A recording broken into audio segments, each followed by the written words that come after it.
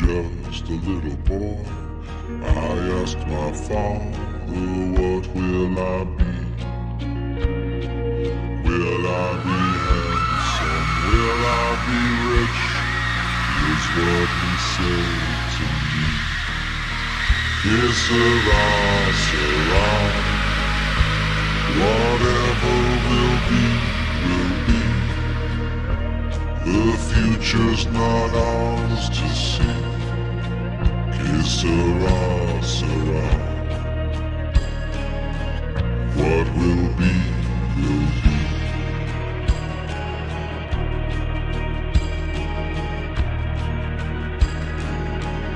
Hello, everybody. This is Alyssia and Liz, and we are the Decoded TV network, and this is from Decoded. Today, this is going to be a little excerpt from Season 2, Episode 8.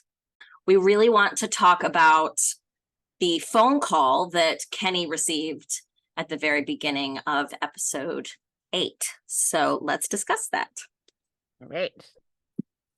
So the phone rings, and from my recollection and their reactions, I gauge that that's never happened before. No. The phone was just there for decoration. Yeah. Yeah. So both of them are like, what is happening? Now, how scary would that be? Can you Oh, imagine? terrifying. Yeah, I know. Like, you could feel, one of the things I love about this show is that I do feel like they do a fantastic job of building that tension, and you can feel the fear. Yeah. The buildup is just so good. It's so well acted, and it isn't like over the top. It's sort of subtle, and it builds, and they just really do a solid job with that. Yeah. I agree. And so his mom's like, answer it. For you. Yeah. So the phone is for Kenny. He answers it. Phone is for Kenny, and he says hello, and a male voice comes back at him and says, they touch, they break, they steal. No one here is free. Here they come for three, unless you stop the melody. Dun dun dun. Dun, dun, dun. What do you think that means? Okay, what do I think it means? I don't know, but I have some thoughts. I actually started looking at it from a bit of a more psychological standpoint as opposed to a literal standpoint, because I was trying to think outside the box. Right. And so I thought that maybe they touch is referring to whatever the people that are hallucinating, whatever they touched or whatever they were touched by. So, you know, they touched Mr. Smiley, or, you know, the infected blood that Boyd touched and got on him. And if we remember, Kenny also touched Boyd's blood when he'd been infected already. So that was what I was thinking for that. They break. I actually was thinking more along the lines of like a psychological break. Right. That, you know, they're being driven to their breaking point. Yeah. And then they steal. I don't really know. I thought that might be something that we don't necessarily, that maybe we haven't seen yet. No one here is free, I think is pretty self-explanatory. Everybody's sort of trapped in the cage of their own dreams or hallucinations. They're trapped literally in Fromville. They're not free to leave there. They're not free, you know, their minds are slowly being driven, you know, crazy as well. Here they come for three. Somebody mentioned that they thought, and maybe it was you, I don't know if it was when you and I were talking about this or not, but that like possibly the cicadas were the they. That was us. That was us, yeah. So yeah, you mentioned you thought maybe the cicadas were the they. But I also was thinking perhaps it was maybe an ambiguous they, and or, you know, whoever's pulling the strings, or the dreams. Maybe it's like the dreams are coming for them, or the monsters that are popping up in their hallucinations or their dreams are coming for them and coming for three. So I was thinking perhaps we've got Elgin, we've got Mary, and we've got Kenny now. All three of them having these dreams. And then unless you stop the melody, which I'm assuming means we've got to find a way to stop the music box. but I don't know how on earth that's done. But you know, I mean, music comes up over and over again, so I don't think it's just the music box, because it's also the jukebox as well that plays frequently. Well, we talked about music in Frumsville, that it plays some sort of a role in, not like an alarm clock, but it functions as a warning, you know, that it's getting dark or that it's light now, with the jukeboxes that come on and off in the diner. Mm-hmm. You know, cicadas play a form of music. Oh, that's true. They're Yeah. very loud. No, I know. They're very loud here right now. Yeah, me too. Yeah. Man, fucking cicadas. Yeah. Do you know how they make that noise? Is it? I don't know. How? It's disgusting. They, Oh. you know, do you know what they look like, right? Oh yeah. Yeah, they're terrifying. Yeah, kind of like long cockroaches. Yeah, exactly. And I hate cockroaches, so Because because that's what I thought they were when I saw Mr. Smiley. I thought it was cockroaches. I didn't realize it was cicadas. I know. Yeah. Yeah, they look like big cockroaches. Ugh. Yeah. Ugh, that's right. So, and we happen to be in the 17th year of their cycle. Oh. Like, yes, that's why we're hearing them, you know. Mm-hmm. Anyway, cicadas, they have long bodies and they're in shells, and their underbellies, the shell is, They're characterized by having 3 joints in their tarsi and having small antenna with conical bases and 3 to 6 segments, including a cicada at the tip. never mind. I don't know. Yeah. Yeah. Okay. So anyway, cicadas, their bodies, they're long, and in their belly plate area, there are lines going across, like divots in the shell. Right. And so when cicadas are making their noise, it's because they've got a rib cage that they kind of roll or move back and forth. Oh, wow. The ribs are making this da-da-da-da-da-da-da-da-da. Like every da-da-da-da-da is a rib going bloop. Oh, gosh. Like some dumbass at the gym going, watch my stomach roll. Bloop, bloop. Look, I'm a cicada. I'm so cool. Look what I can do. Oh, goodness. The original jelly roller. Cicadas, the original jelly roller. There we go. That's Tootsie Roll. Never mind. Oh, this is called, okay, they call it mid-thoracic ridges. Oh, So there you go. Yeah, so cicadas, they make a form of music. Mhm. And in Greek mythology, they were called, they were referred to as musical by the muses. You know, a muse in Greek mythology is someone who inspires creative to create. Okay. Muses would use cicadas as music, but they also used them to eavesdrop on the human. Oh, really? Okay. So yeah, the original rats of the. It says that they go through a life cycle that lasts 2 to 5 years, but then some have much longer life cycles that go through a 17-year or in some parts 13-year life cycles. That's interesting. What I read was that, you know, they go through the cycle of, well, they'll hide underground and then they come out every 17 years. Oh, wow. Okay. And then they only live for they're only they're only above ground for 5 to 6 weeks. Mm-hmm. And then they go back underground or die. Yeah. Get that far. Right. Yeah. It says, yeah. So, okay, wait a minute. So does that mean that does that mean that that's kind of the origin of the monsters in some way? Like you're saying that it's their life, that like the life cycle of the cicadas, they come and go from underground, but so do the monsters. You're right. And that Mr. Smiley was made up of cicadas. Alyssia, look what you just did. You did it. We did it. We did it. But that would track, wouldn't it? Yes. Oh my gosh. Okay. Well, that's an interesting theory. So So they've now let loose like a gazillion little monsters oh upon the my town, God, yes. Oh, that's terrifying. right? That's terrifying.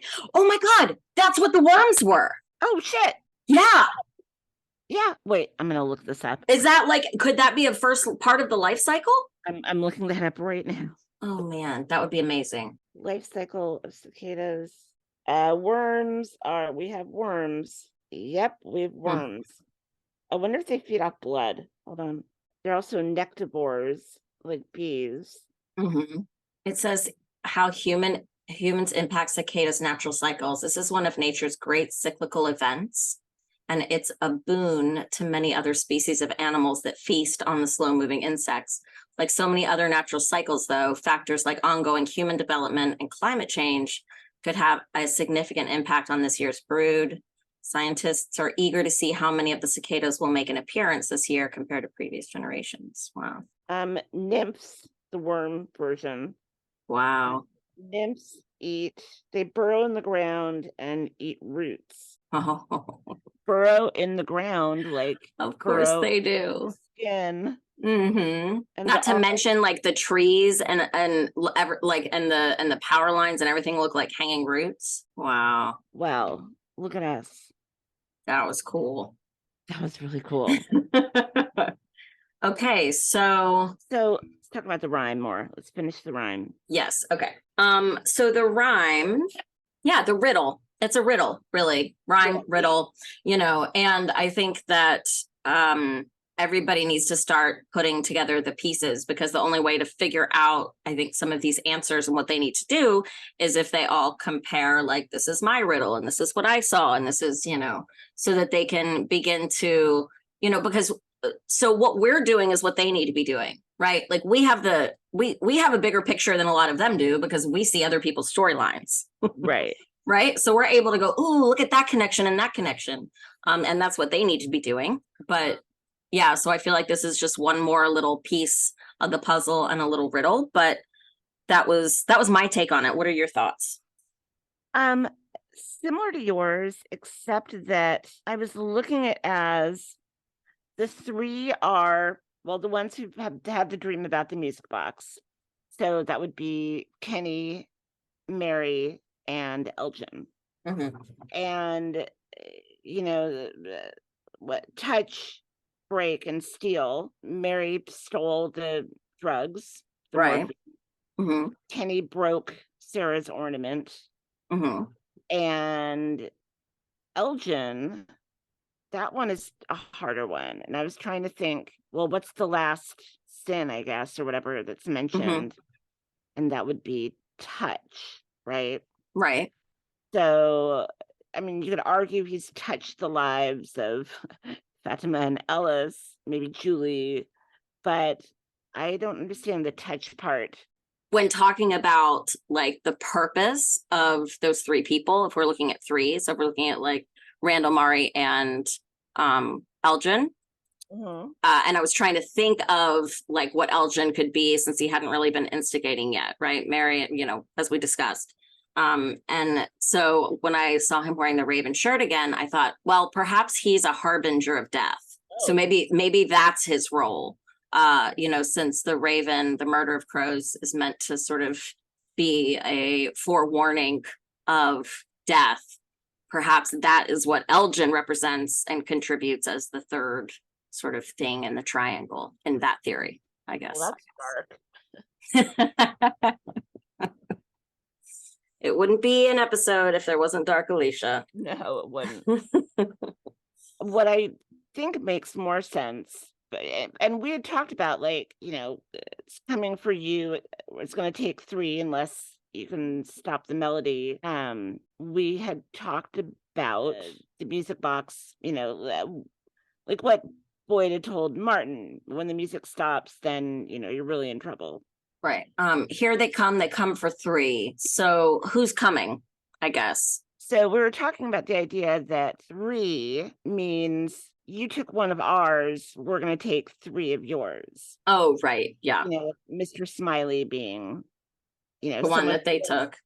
Right. So the idea would be like, so other than the idea of each one committing an individual crime, Mhm. what if it has to do with the death of Mr. Smiley and the autopsy? Yeah. So all of them touched Mr. Smiley, but Right. Elgin played the biggest role in getting him inside. So Right. Elgin is touch. Right. And then Kenny and Mary, they stole his gallbladder, Mhm. juice, and And then break. I just figured they kind of broke Right. it's like they broke the monster, like well, yeah, literally. Yeah. Mr. break him Smiley's broken. broke him open. They broke Right. him, and now Mary wasn't present for that, but she was in the building. I don't know. Yeah. She was So- still part. I thought of it more as like a group. As a group, they were responsible for doing those things, and therefore they're coming for three of their people. Right. I don't. However, I don't think it's literal. No. Yeah. And when I look at the rhyme or the riddle, the they part seems to be in reference to whomever is coming when the music stops. Right. Like they break, they steal, they touch. I think it's all about one group or one entity, the big bad that's coming. Yeah. Let's say the big bad is the monsters morphing into cicadas. Cicadas touch, they break, they steal, they break the blood and steal, they break the skin and steal blood. Yeah. Yeah. Or you guys did all of these things. Nobody here in this town is free, and so someone's coming for you. And I think you brought up the great point that not even the monsters are free. Right. Yeah. But because I was thinking that the monsters, I was thinking back to just how they walk, and they're slow. They don't seem to be in a hurry. Like they taunt them, they play with them, but there doesn't seem to be any kind of like urgency, and they almost seem confused sometimes. And so I thought, I feel like that they're trapped. I feel like these monsters are trapped in this state and they can't get out either. And they're not free either. And so, yeah, I don't really look at the monsters as being the enemy. I look at them as being a tool of whoever the enemy is, or whatever the enemy is, whether it's an entity, a person, a group of people, or a, more heady sort of concept. Okay, speaking of petty concepts, we've talked about my theory that there's something so childlike about all of this. Mm-hmm. With talk of play and games and, little nursery rhyme riddles and the woman drowning Elgin giggling like a little child. Yeah. All the talk of children, versus like murder, shedding blood, or, on the side of a road. Yeah. Like what a child would find, like how a child would draw a town. Right. Anyway, and, the outfits, the costumes the monsters wear. Right. Could be like, Barbie's cowboy, Barbie's, fun time milkman, whatever. Fun time milkman. It sounds dirty. It sounds so dirty. Get your milk for you, Barbie. Not for me. Can we get Barbie's Happy Time Plumber next? Oh Lord. Okay, go on. Barbie's good time pool boy. There we go. Who's trying to get use the skimmer to get the car out of the pool. And a clog of Oh goodness. Okay. Yes, but you're right. Yeah. Lots of really broadly sort of very general things, not stuff that's specific, very caricature-ish or character, like, fantasy land type thing, not lacking in specificity. Yes. And the way all the houses kind of look alike with the pointed roof that you see. Exactly. Yeah. Child's drawings of houses. Like the way a kid would draw a house. Yeah. That's a great point. Yeah. I didn't even think about that, but you're right. They're all the same shape. And the Lou or Chen's kitchen, how all the appliances are just a little bit too small, too narrow, too short. So anyway, So with the riddle, touch, steal, break, those are things that you would teach a child, like early Don't lessons. touch. Yeah. Don't touch. Don't steal. Don't break touch, things. don't break it. Yeah. You're right. Yeah, that's true. Yeah, that's a really And good point. it's not even it's not an answer to anything, but it brings me back to what I'm picking up on, Yeah, the simplistic. nature of how Yeah. they maybe have done something wrong or bad, Right. Yeah, that's true. That's a great point. versus like murder, shedding Mhm. blood, or Yeah. So I don't know, but yeah, that's what I think of the riddle. But I Huh. I love where we got with the cicadas. That's Yeah, really that's really interesting. Well, I'd love to hear what you guys listening think. So let us know your thoughts on either of those, the cicadas or the riddle itself. I'm sure we'll find out, we'll know very soon probably what it means to some extent, hopefully. But yeah. All right, everybody. Well, thank you for listening again. Really have just been loving all of the engagement, truthfully. Like, it's been so fun to read everybody's theories and thoughts and comments. And we really, really appreciate you watching and listening and taking part in the conversation. It makes us really excited to get to have these conversations. And so thank you. So if you haven't subscribed already and you're enjoying what you hear, please make sure to subscribe and hit the notification bell so you know when we're dropping new videos. I know a lot of times we're not on a great set schedule and everything's kind of coming out slowly, and it's definitely not the way that we want to operate. It's just we're a two-person team with work and all sorts of things going on. So we definitely are trying our best to get stuff out to you guys and are trying to get them done quicker. But thank you for your patience and being excited when we do drop them. So that's why you guys are the best. That's why we yes, have the best listeners. truly. Yeah. So thank you. And also we're on TikTok and Twitter at Decoded TV Network. And I think that's it for this one. So until next time, we will remove our tinfoil hats and we'll be back soon. All right. Thank you, everybody. Bye. Bye. When I was just a little boy, I asked my father, what will I be? Will I be handsome? Will I be rich? Is what he said.